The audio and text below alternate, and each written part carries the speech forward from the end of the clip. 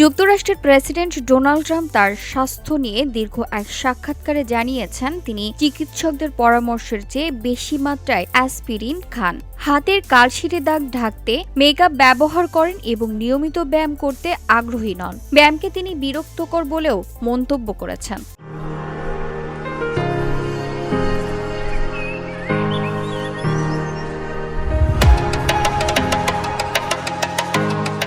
৭৯ বছর বয়সী Donald Trump যুক্তরাষ্ট্রের ইতিহাসে সবচেয়ে বয়স্ক প্রেসিডেন্ট হিসেবে শপথ নিয়েছেন। তার বয়স নিয়ে জনসমক্ষে আলোচনা ও সমালোচনায় তিনি বিরক্ত প্রকাশ করেছেন এবং নিজের স্বাস্থ্যকে সম্পূর্ণ নিখুঁত বলে দাবি করেছেন।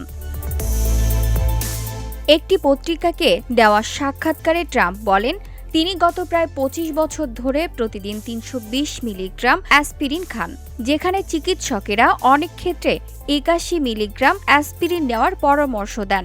অতিরিক্ত অ্যাসপিরিন খাওয়ার ফলে তার শরীরে সহজেই কালশিটে দাগ পড়ে বলে জানান তিনি, তবে অভ্যাস বদলাতে তিনি অনিচ্ছুক। ট্রাম্প বলেন, তারা চায় আমি কম মাত্রায় অ্যাসপিরিন খাই, কিন্তু এত বছর ধরে যা করছি সেটা বদলাতে চাই না। VOD Bangla news desk.